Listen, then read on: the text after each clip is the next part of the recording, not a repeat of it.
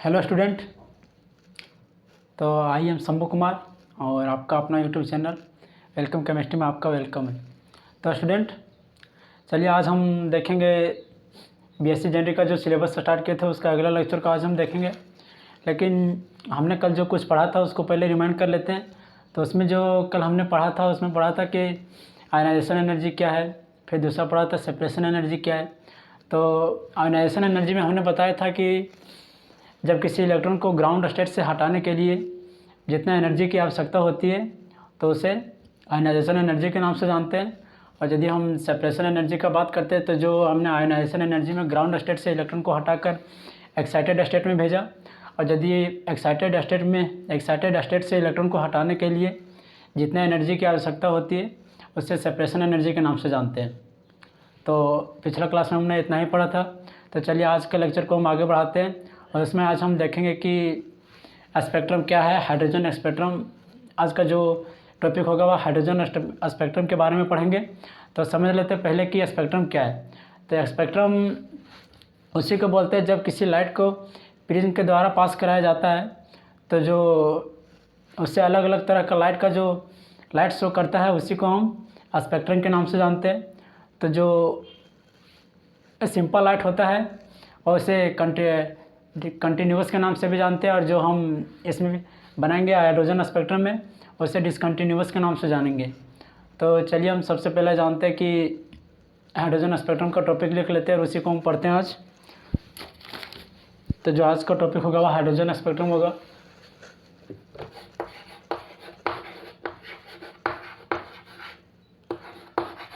Hydrogen spectrum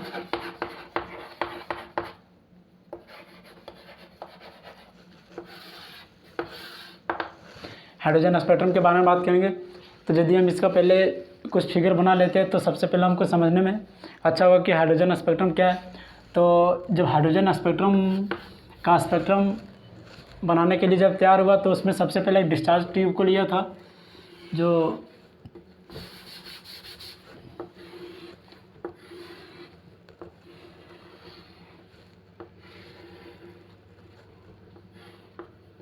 discharge tube कुछ इस प्रकार से था, और जो डिस्चार्ज ट्यूब का जो दोनों छोर था उसमें इलेक्ट्रिक को पास कराया गया।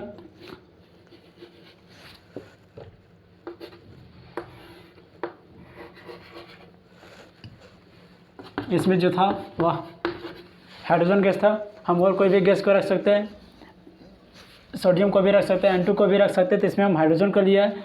तो इससे जब इसमें इलेक्ट्रिक करंट पास कराया गया तो इसमें बहुत मात्रा में रेडिएशन निकलने लगा हाइड्रोजन का।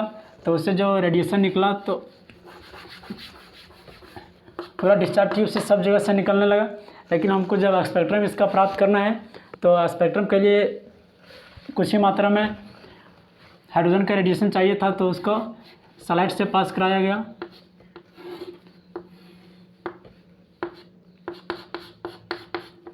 सलाइड से पास कराया गया प्रिज्म में।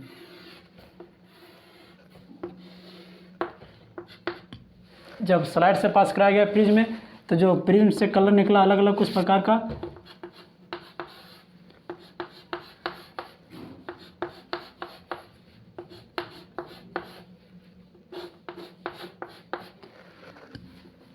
इससे 6 अलग प्रकार का कलर निकला और उसे जो फोटोग्राफी प्लेट पर रखा गया तो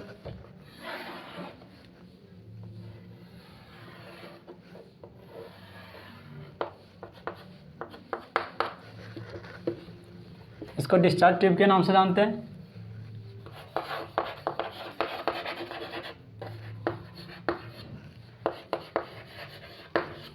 इसको सलाइड बोला जाता है, इसको प्रिज्म। और यदि हम इसका नाम देखेंगे तो क्या हो जाता है मेरा फोटोग्राफी प्लेट।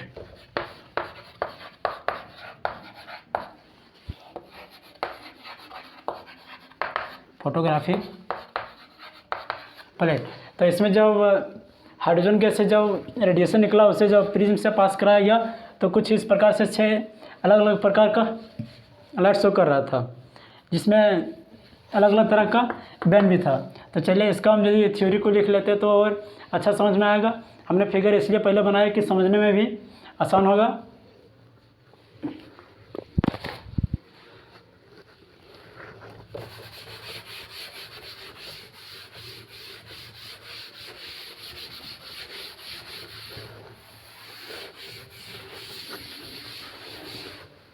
तो सबसे पहला क्या करा गया, सबसे पहला हाइड्रोजन गैस लिया गया एक ट्यूब में, उसमें इलेक्ट्रिक करंट को पास कराया गया, फिर वहाँ से जब रेडिएशन निकला तो उसे प्रिज्म के सहायता से पास कराया गया, तो जो उसमें कुछ इमिशन निकला और 6 अलग अलग प्रकार का था। तो when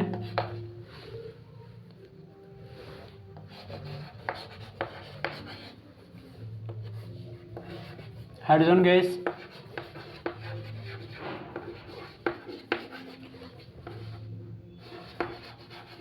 taken in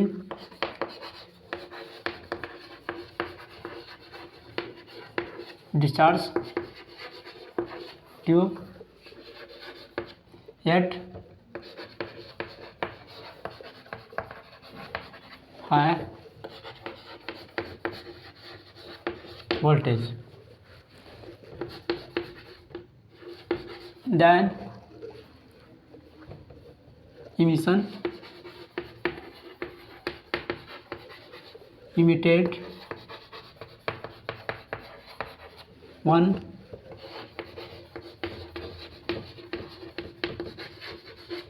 passing electric charge.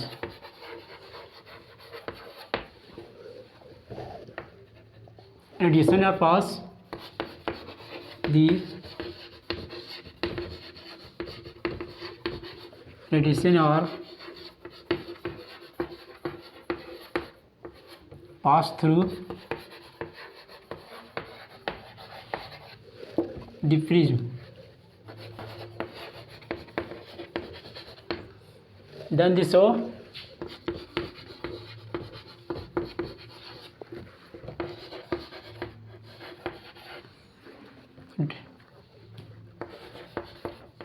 six different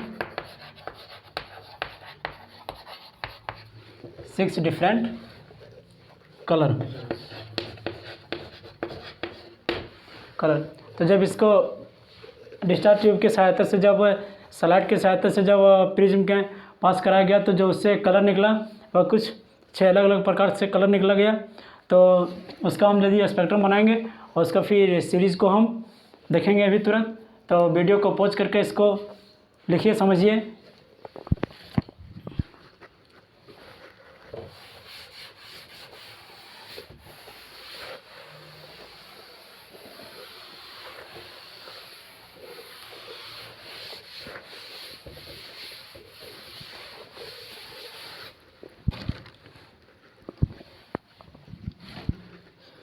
spectral line series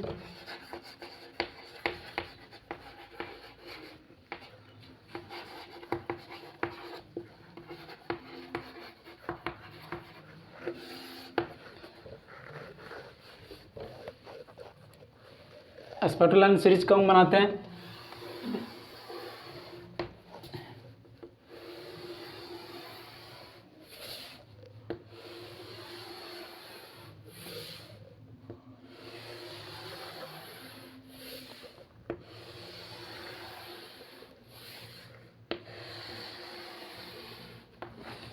जब स्पेक्ट्रल लाइन सीरीज को बनाएंगे तो इसमें जो 5 अलग अलग साइंटिस्ट थे जिन्होंने स्पेक्ट्रल लाइन को ऑब्जर्व किया था, तो सबका एनर्जी जो था, एनर्जी भी अलग अलग था, सबके लिए अलग अलग ऑर्बिटल्स के लिए बनाया गया था। तो यदि हम इसका लेते हैं n बराबर 1, इसका होगा n बराबर 2, n बराबर 3, n बराबर 4, n बराबर 5 और यहाँ हम इन्फिनिटी ले लेते हैं। तो जो इसमें जब पहला स्पेक्ट्रल लाइन सीरीज को जो गिराया गया था वह लाइमन के द्वारा देखा गया था, तो हम पहला गिराते हैं इसमें।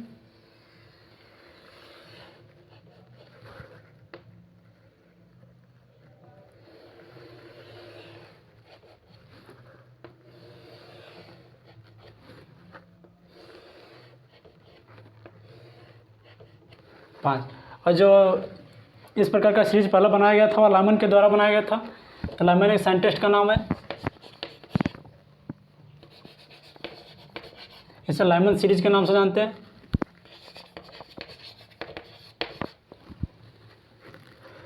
उसके बाद फिर अगला साइंटिस्ट था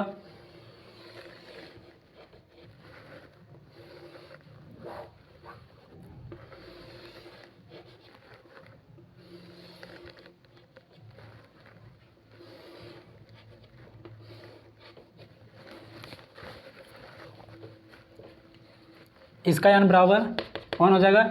और इस लाइन को जो जिन्होंने ऑब्जर्व किए थे उसका नाम बाल्मर था, इसे बाल्मर सीरीज के नाम से जानते हैं। और जो लामन सीरीज का जो रेडिएशन इस पर जो स्पेक्ट्रल लाइन में गिरता था वह अल्ट्रा वायलेट के रीजन के साथ गिरता था। तो यहाँ जो हो जाएगा वह मेरा होगा अल्ट्रा वायलेट रीजन,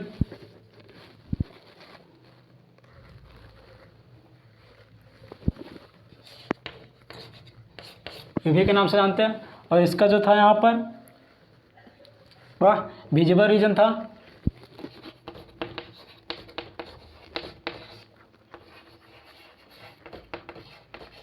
उसके बाद में हम अगला देखते हैं।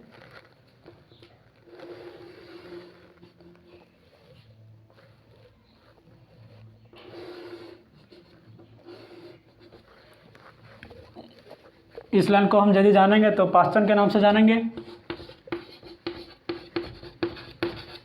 उसके बाद फिर हम जो यहाँ से आगे लाइमन बामर पास्टन ब्रैकेट और लास्ट में जो है वह पीफंड है। तो जो तीनों लाइन गिरता है वह इंफ्रारेड में गिरता है।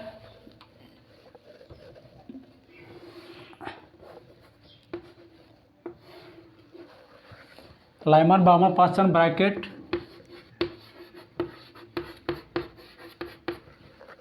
उसके बाद जो लास्ट लाइन गिरता है वह है पीफंड।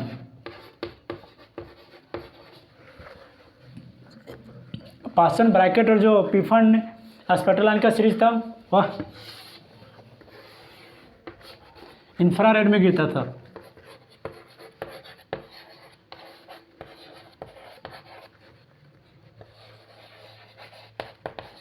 इंफ्रारेड के रीजन में गिरता था। तो जो स्पेक्ट्रल लाइन का सीरीज जो हाइड्रोजन स्पेक्ट्रम पर देखा गया था वह इन्हीं 5 साइंटिस्ट के द्वारा देखा गया था। और जो अलग अलग ऑर्बिटल्स के लिए, अलग अलग ऑर्बिट के लिए जो देखा गया था वह कुछ इसी प्रकार से था। तो उसके बाद में इसका हम एनर्जी निकालने का फॉर्मूला को भी हम ड्राइव करते हैं अभी तुरंत।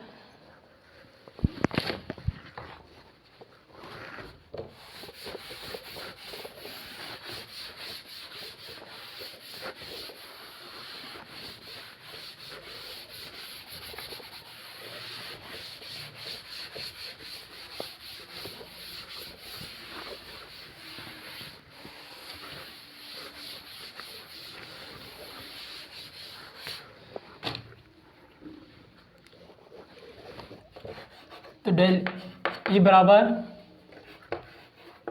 13.6 जेड स्क्वायर इंटू 1/n1 का स्क्वायर माइनस 1/n2 का स्क्वायर। और हम जानते हैं कि जो डेल ई बराबर होता है वह डेल ई बराबर h/λ के नाम से जानते हैं। तो यदि हम डेल ई के जगह स्थान पर h/λ रखते हैं तो 13.6 जेड स्क्वायर 1/n1 का स्क्वायर माइनस 1/n2 का स्क्वायर। और यदि हम इसको ऐसे को रिप्लेस कर देते हैं 13.6 के साथ तो 1/λ बराबर 13.6 into h/c Z square 1/n1 का स्क्वायर माइनस 1/n2 का स्क्वायर हो जाएगा। और हम जानते हैं कि जो 13.6/h होता है वह r के बराबर होता है। r यहाँ पर मेरा रेडबर्ग कांस्टेंट है तो इसके जगह पर हम r को लिख सकते हैं। तो 1/λ बराबर r into Z square by 1/n1 का स्क्वायर माइनस 1/n2 का स्क्वायर। और इसे हम एक और नाम से जान भी सकते हैं, जैसे वेव नंबर बराबर 1/λ equal to r Z square 1/n1 का स्क्वायर माइनस n2 का स्क्वायर। तो आज का लेक्चर बस कुछ इतना ही था। आज हम उसके बाद अगला लेक्चर में पढ़ेंगे कि जो लाइट बिहेव करता है, लाइट पार्टिकल्स और 2 प्रकार के